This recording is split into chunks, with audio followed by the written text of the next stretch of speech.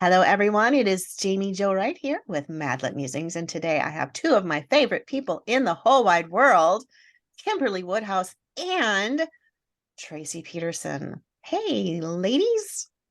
Thanks for having us.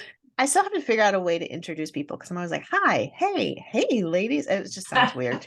I'm not quite sure what to do for that opening comment, so I'll have to get creative on that. But You're awesome. So we are here to celebrate the fact that you both, who co-author, which is a whole other conversation because I still can't figure that out, but you co-author stories and you have a new book coming out May 16th. Kim, do you want to give us the quick rundown about what the book is and what it's about? The Heart's Choice is the name of the book, and it comes out the 16th. And I'm just going to read the back cover blurb because I love what they did for the blurb. So it says, they must uncover the truth before it's buried forever. After witnessing a wrongful conviction as a young girl, Rebecca Whitman, the first female court reporter in Montana, is now determined to defend the innocent. During a murder trial, something doesn't sit well with her about the case. But no one except the handsome new Carnegie librarian will listen to her. Librarian Mark Andrews' father sent him to college hoping he would take over the business side of the family ranch, but Mark would rather wrangle books than cows. When a patron seeks help with research in hopes of proving a man's innocence, Mark is immediately drawn to her and her cause. In a race against time, will Rebecca and Mark find the evidence they need and open their hearts to love before it's too late? Dun, dun, dun. Dun, dun, dun. There's some key words in that back cover copy. Murder being one. Yes. And wrongful conviction being two. Yes. And I'm sure that's what everybody else pulled out of that whole back cover. They, I'm sure everyone listening, the first word they heard was murder. No, probably the first word they heard was librarian and female court reporter, because those are pretty cool. Okay, so we have Montana, and this is the first book in a series, The Jewels of Kalispell, so we're in Kalispell, Montana, right? Mm-hmm. Right. Ah, I love Kalispell. Just gonna say, just give me a moment here to get over my fangirl over Montana and Kalispell. I was just in Kalispell last year, so. But yeah, okay. So first of all, my first question is, and either one of you can take this question and run with it. Female court reporters weren't a thing either. I would have thought those would have been secretarial in nature, and so therefore would have been highly dominated by females. But you have to remember, secretaries back then a lot of times were male. Mm-hmm. Okay, do tell. I did not know that either. Yeah. Absolutely. Yes. A lot of secretaries to executives or to whoever. Yeah, absolutely male. It was not a woman's position because you were alone with another man. Mm-hmm. There weren't a lot of females working in any areas. So there were a lot of times you had females in the steno pool. I mean, right. As they developed the typewriter and needed things typed up, but not alone with the guys. That's true. I never even thought about that. That was just rife for trouble. Oh, it was. Ooh, the scandal. Wow. Right. It's kind of funny though. Now my brain is going, decades later thinking how irritated women were when we started calling them secretaries because it was demeaning. And they wanted to be called assistants or administrative assistants because secretary sounded like they were in servitude to a man, and yet they had already overcome the boundaries to become what men at one point were the only ones who could do it. Interesting. Right. Okay, my brain just spun in about 1,000 circles there. Okay, interesting. So where did you guys get the first female court reporter then? Is that based off of actual events, or you just thought it would be cool? Jeremy and I were in the car, and Tracie and I had, been brainstorming all kinds of stuff about Kalispell, and we had a bunch of different ideas. And I was in the car with Jeremy, and I said, "Oh, what if she overhears something in the courtroom?" And so then it was like, so why is she going to overhear something in the courtroom? What's going to be the motivation? How is all this going to happen? And so between my husband and I, we were coming up with this, and it's like, oh, she could be a court reporter. So then it was going back and researching, and it was very rare for a woman to be in this position at this time. So I called Tracie and I was like, what if she's the first one ever, you know, in Montana? So Tracie's doing research and she goes, well, there's a lawyer, the first female lawyer in Montana at this time. And so we use this actual historic person, you know, in the story. So we're bouncing back and forth talking about all the fun stuff we can do, you know, with this, because we'd already decided that the hero was going to be the librarian at the Carnegie Library, because everything started with that idea, the historic location of the Carnegie Library. Okay. All right. And is the Carnegie Library in Kalispell? Yes. See, that's another thing I'm not aware of. I think Carnegie and I think Eastern United States. No, he's Tracie was talking about it the other day on another interview, is the fact that Carnegie, especially later in life, he started, so what could happen is people could apply for his funds to come and build a library. So he has a lot of them that are in all our little areas. tiny towns. Yep. And they're called the Carnegie Libraries. Right. Oh, that's so cool. I did not know that. And towns that would never, ever otherwise have a library have one because of Carnegie and these grants that he had for libraries. Wow. Isn't that cool? That's really cool. And I love the fact that your hero's a librarian and denies ranching. That's such an oxymoron in historicals. I love that. I love that. So what made you want to do that? Just to be difficult, Tracie? I think, you know, Kim and I had talked about the fact that, you know, again, we wanted to do something different with, you know, instead of the average ranch story set in Montana and so forth. And so as we have plotted out, this is going to be a 3-book series. And so as we talked about the various people that we wanted to have in our stories, we wanted to find a little bit unusual, just something different than your classic cowboy hero. And so we talked about, this is, you know, we wanted to lean towards the intellectual because that was going to aid and abet our heroine. Yes. So, even the good people in stories needs aiders and abettors, if that's actually words. There you go. There you go. So you two are both kind of partners in crime, and how many books have the two of you written together now? We were trying to add that up the other day. What are we writing 11? Are we 10 writing or 11? I think this one that we're working on right now is 11. Okay. I think so. All right, cool. So, okay, I know you've been asked this like a gajillion times, but do you both write the story, or does one of you write the first draft and the other one edit and then you kick it back and forth, or how does this duo work? Because I'm curious. Well, since I'm the one that started with the co-writing way back with Bethany with Judith Pella, right? I kind of was set up for the way that I did it from that point on with other people. Judy had told me that, you know, she was interested in co-writing with me when I cornered her at a conference. And so she said, well, you know, show me what you have. Well, I had a complete manuscript and I sent it to her. And so she then loved the story and the series idea and wanted to get involved and said, okay, each time you'll write the first draft, then send it to me and I'll write this, you know, I'll go over it, add anything I think it needs and correct anything I think needs correcting or whatever, and then send it back to you and you can then send it into the publisher. And so that's what Kim and I do, only Kim is the one doing the first draft usually. This time, the book we're working on right now, I did because she's so swamped and has so many things going on right now. Right. And, but the thing is, we plot out a detailed synopsis first. So either one of us could pick it up and write it if we needed to. And so as we put this one together, then we had, you know, kind of formulated ideas for all 3 books. And I write the synopsis usually and then send it to Kim. And she goes over it. If she wants anything different, she'll, you know, if it's major, she'll let me know. But otherwise, she'll just sit down then and write the first draft. Okay. And then send it to me. And I go over it and add different things. Sometimes she'll leave me little spaces and say, you know more about this than I do. Would you write this scene?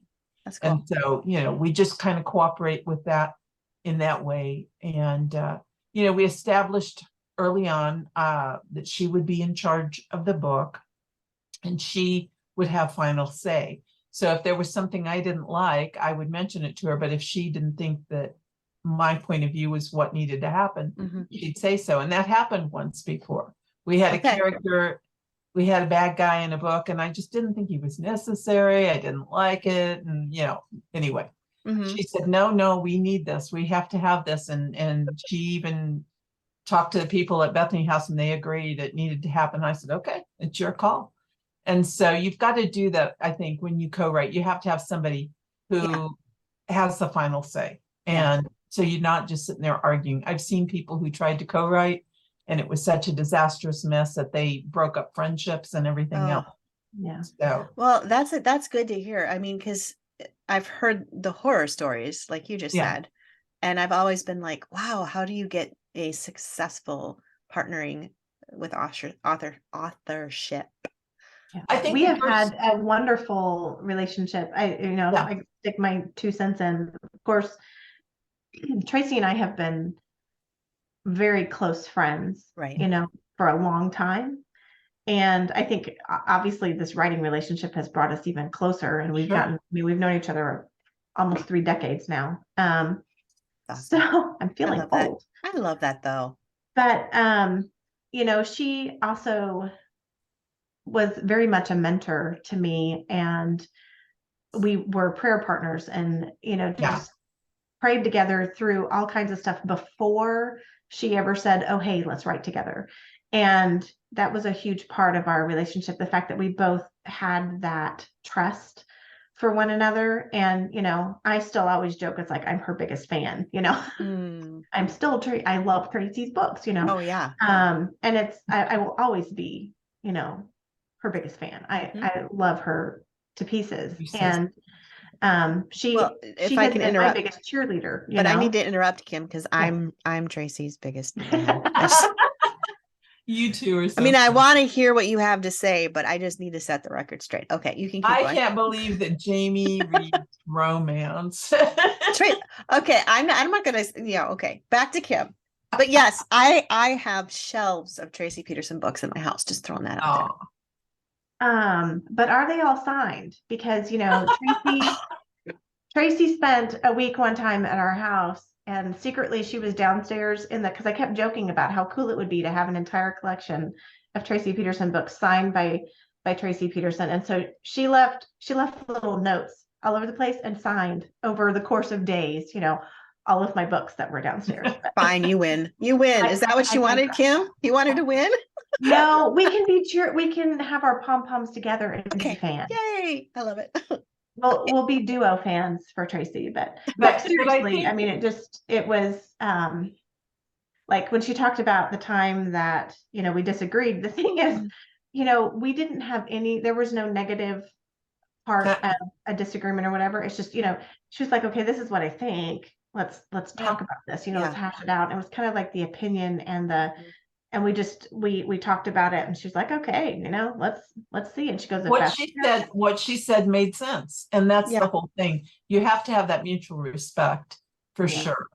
And like Kim said, we were prayer partners first. So we prayed this not out of this whole idea of writing together. And I just made Tracie say that she prayed the snot out of something. I know. A little southern heart. Kim, and so then I start picking up Kim colloquialisms. I love that. But also, it's super important that you read what the other person wrote and what they write. And so each time I've co-written, I looked thoroughly through the things that somebody wrote. And the only time that, I found myself in that position where they weren't a writer, it was not a good coming together for, co-writing. Right. And so with Kim and I knew her heart also. And for me, my writing is a ministry, and I don't think I could co-write well with anybody who that wasn't their thought too. Right. So Kim's heart has been, very much as mine, to share the gospel and to encourage people with biblical application. I love that too, because now more than ever, it seems that we're needing more and more of that. Oh, for sure. Saturating our culture. So tell me a little bit, I want to just keep going on that line because I love the concept. And Tracie, you and I have talked about your writing as a ministry. And Kim, Mhm. you and I have talked about that a little bit, but why do you think, for the readers who are listening, why do you think there is such an important factor within Christian fiction? Like, why wouldn't you just write nonfiction Bible studies? Why do we need Christian fiction? I think there's so many people that wouldn't pick up a nonfiction book. They won't pick up the Bible. They might even go to church, but that's not where they're going to really focus their attention. Mhm. And so, like, I've had so many different fan letters from people who picked up the fiction book for whatever reason, and then was just blown away by how God spoke to their heart. A lot of times it's been people who walked away from their faith and then saw themselves in the lives of these characters. And I think that's so cool, because it's such a like innocent way that God reaches somebody. It's not a smack over your head with a church service, or here's your Bible study, but it comes in kind of through the back door and just kind of sits down and is friends with you, and all of a sudden then you realize you're talking about something really deep. And I think that's what happens. It's just a casual, comfortable way of reaching the reader with the truth. Yeah, absolutely. Kim, do you have anything to add to that? Well, Tracie said it really well, but it's the fact that so many people nowadays, we are in a lost and dying world, and people are seriously hurting. We've been through so much the past few years as a world, and from my perspective, it looks like everything's just kind of falling apart, and so people are looking for hope, and they are looking for what is going to fill that hole on the inside. And a lot of people look to story for that because they just want entertainment, or they just need something to just kind of feed them, and they realize that what they really need, we know what they really need, right, to fill that hole, and they need Jesus. And it's amazing how God uses whatever, and Jaime, you do this beautifully in your books as well, but whatever we are going through in our own personal lives, God uses that to pour out onto the page for his story, and what the beauty of his story and what he's going to do. And, a lot of times, especially our previous books, our spiritual theme and the spiritual arc throughout a book was based on whatever Tracie and I were studying, together. Oh, interesting. Okay. Yeah. In Bible study. And or it's been based off of something that personally one or both of us, are going through at the same time. And it bleeds onto the page, but then it's that much more real for the reader, and for them to connect with the characters, for them to connect with just like we were talking about earlier with grief. I just lost my dad, and you recently lost your mom, and for that to show up in the story, and for the reader to be able to connect with that, because people connect with the hard stuff better than the happy stuff. The happy stuff might make them feel good, and might be that, I'm just gonna get away for a little bit and escape. But it's the hard stuff that they connect with, and they go, yes, I'm not alone. There's other people that have dealt with this, and yes, there's hope because I'm not alone. Yeah. So I didn't say it as well as Tracie. There you go.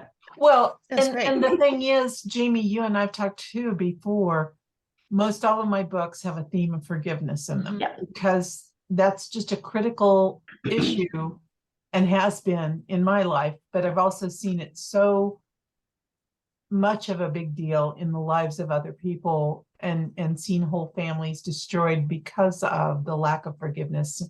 And I had a letter from excuse me, a woman in her 90s who had been churched all her life, but struggled with forgiveness.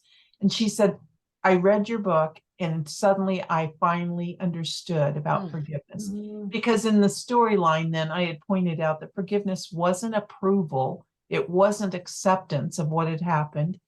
It was the releasing of your right to retribution and giving that to God. And she said, I never understood that's what that was. She says, I always thought by forgiving somebody, I was saying, that's okay. It's okay. And it's not okay, you know? Right. And so she was just blown away. Here she is in her 90s, has struggled to forgive people all her life, and knows, however, that the Bible says, if you don't forgive, you won't be forgiven. And so was just really reeling. And here she is in her 90s, not probably having that many more years. Right. And feeling like God can't forgive me because I can't forgive. And finally, she said it was just such a liberating thing. And that's what I always try to point out in my stories, is that forgiveness really isn't for the other person at all. It's for you. Yeah. Yeah. Well, and I think that goes with that. It's in Proverbs. I think it says bitterness dries up the bones, and it's not the bones of your enemy that's getting dried up. It's your own, because you're sapping energy. So writing a story, and I know I have my own opinions and thoughts on this question too, but I want to hear yours. Writing a story from a position of vulnerability, in a society where there's almost two ends of the spectrum. There's extremely private, reveal nothing, and carry on with this almost shallow facade of presenting yourself to the world, especially when, and don't take this the wrong way, when you're famous like Tracie Peterson and Kimberley Woodhouse, there is a level of privacy that you obviously want to maintain. And then there's the other end of the spectrum where on social media, the world just kind of vomits out all their woes and everything, and nothing is private.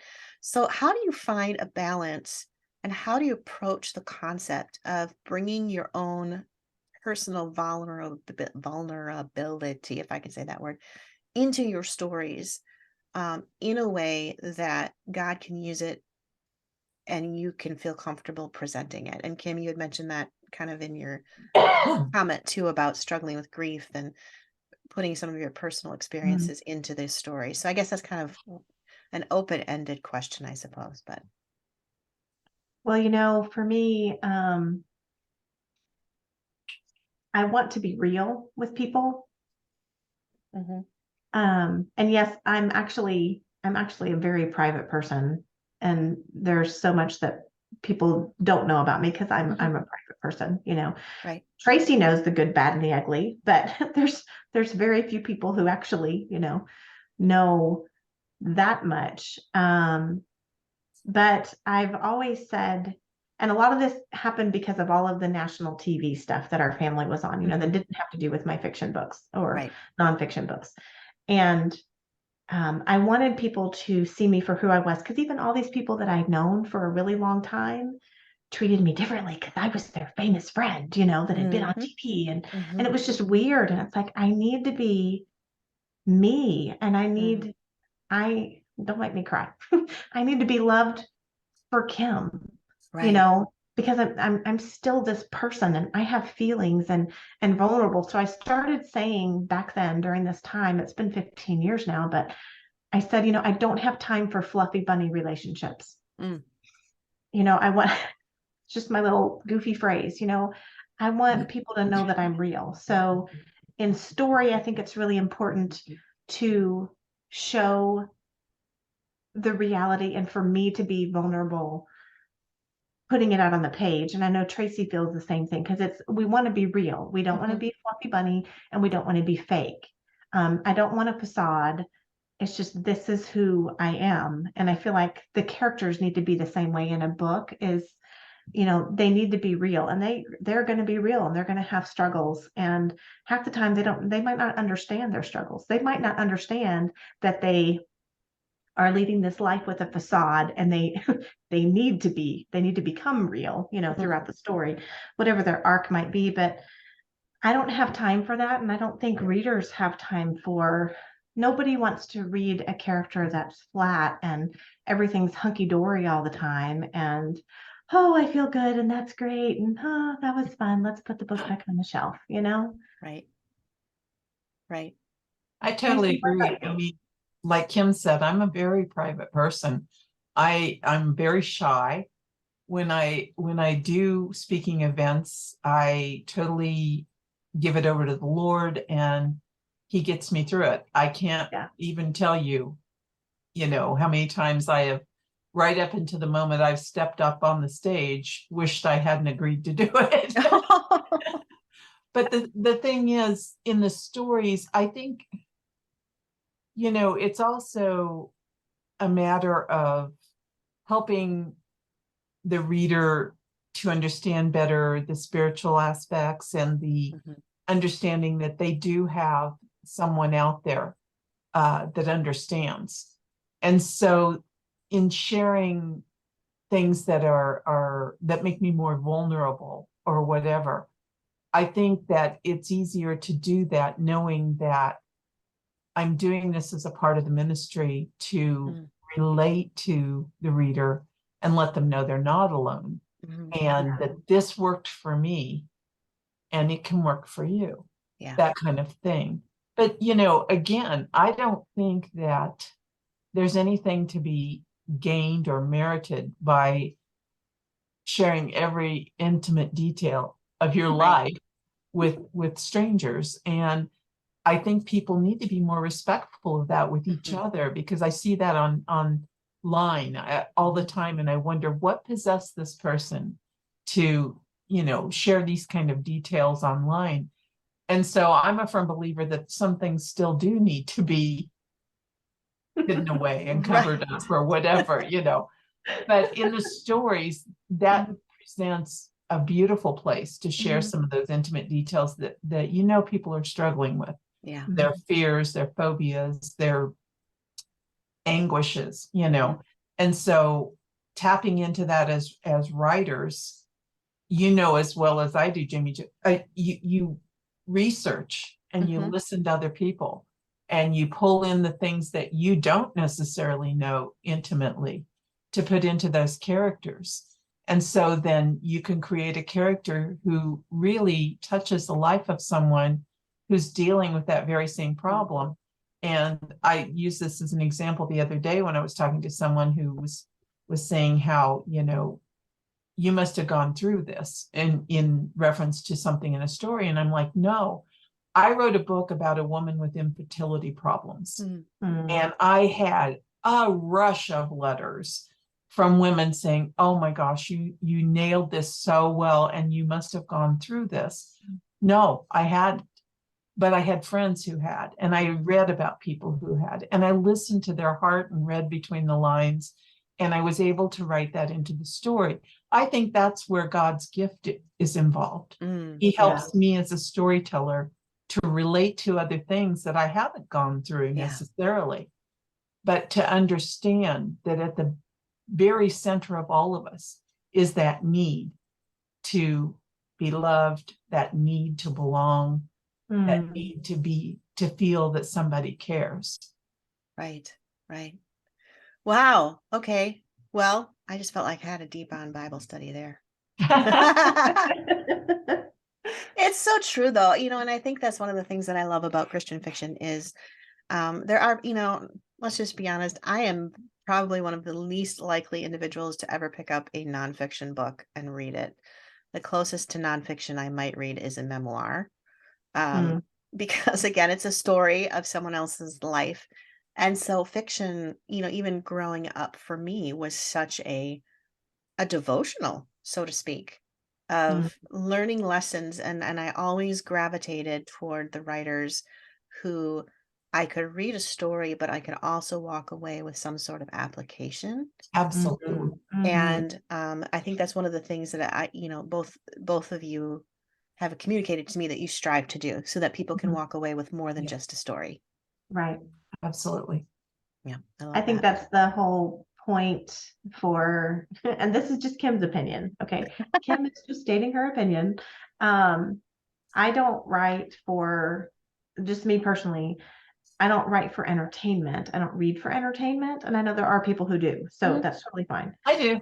But for me, it's, I need to get something out of it. I need to learn and grow. My personality is that, I constantly want to be learning and growing. I constantly want to be learning and growing. So my purpose statement, for my books, I might have said it on here before, but is that I want to point the non-believer to God. I don't need to beat them over the head with the Bible, but they need to be pointed to hope. They need to be pointed, to Jesus. And then the other side of that is to challenge the believer in his or her walk with Christ, so that they do have some point of application or something to take away from the story. And if they're entertained, that's great, right? I mean, we want them to have a little bit of that entertainment value, but for me, that's not why I read or why I would want to write for just entertainment. And see, we're still working on Kim to learn that there is value in entertainment and just relaxing. She keeps forgetting that on the seventh day, God rested. And he enjoyed himself. I do have a problem. Like even Karen Ball, who is our editor, and she was my first editor for fiction. She's brilliant. And my very first fiction book, she was like, Kim, she said, I know your life is constant stress and constant chaos. And it has been this way, ever since I've known you. And she goes, and I know that your life is boom, boom, boom, boom, boom, this constant. She goes, but the reader needs to breathe. And I think one of the beautiful things of writing historical fiction, and I've always loved historical, but writing historical fiction really helped me to understand a little bit more about that concept of allowing it to breathe. And, not that I'm against entertainment, but that's not my number one reason, right? I don't read just number one, to be entertained, and I don't write number one to be entertained. I know that that's a piece of the puzzle, but it's just because my life I just happen to be one of those people that it's a constant roller coaster of events. Like if everybody knew what really happened in my life, if I were to write everything down, people would be like, there's no way it happened. No. Kim, if your life was put in a fiction novel, people would say, I'm not publishing this. It's not believable enough. Exactly. That is Kimberley Woodhouse. Yes. There you are, people. Yes. Right there. And then there's Tracie and Jaime Jo, who watch or read for entertainment. We don't watch our books for entertainment. We like to be entertained. Yeah.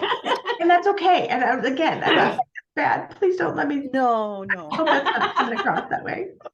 No. No, you're coming across. I'm not changing my habits based on your lack of need for entertainment, Kim. Don't worry.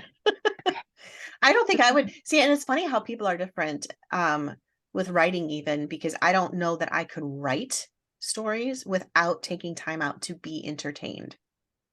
If that makes sense. There's something refueling to feed off of other people's creativity and storytelling and acting, or whether it's television. Does anybody say television anymore? Yeah. Whether it's television or books. But it's like, even right now, speaking with you is energizing me. It's true. That is true. This is refreshing. It is. In the middle of the chaos of what is going on in my life right now. Yes, this is very refreshing. Well, and hopefully the podcast listeners are being refreshed too. Because we haven't really talked much about your book, but that's okay. We have all of this is about our book. All of this is about your book, and this is what went into it, and this is what you'll hopefully get a little piece of as you read it. Yeah, and I think reader. I mean, I know I'm a reader, so I know readers enjoy hearing this part of the story. I can read the book to find out what Rebecca Whitman is going to be like in the book, or what Mark Andrews is going to be like. But hearing the author's hearts, the story behind the story, is what's really. Oh, I should change my podcast name to The Story Behind the Story. Okay, I like that. I like that. No, right. No more Madlit Musings here. Change of title. No, but wait, we have to tell you about our favorite character before I forget. Okay, yes. And this character is going to be in all 3 books. Is it a chicken? And I can't. No. I can't wait for everybody to meet Marvella. So we are hoping to hear from, we hear from lots of readers all the time, but we are hoping to hear from all of our readers about their first meeting with Marvella. Absolutely. The Heart's Choice. Okay. Marvella and the Judge. Yes. Okay. All right. If that's not enticement enough for those of you who are listening to go out and pre-order, because you have a little bit of time yet, but you can pre-order The Heart's Choice. And then if you're listening to this after May 16th, just order The Heart's Choice. Yes. It's by Tracie Peterson and Kimberley Woodhouse. It's book 1 of the Jewels of Kalispell. It's published by Bethany House Publishers. It has the word murder on the back cover, which is a huge selling point. And it's 336 pages. This is all the facts that I'm stealing off the screen next to me. So it's a good long read. Tracie and Kim, thank you so much for being on the podcast today. And let's do this again. Let's. Thank you. I just adore you. You're awesome. Ditto. DITTO.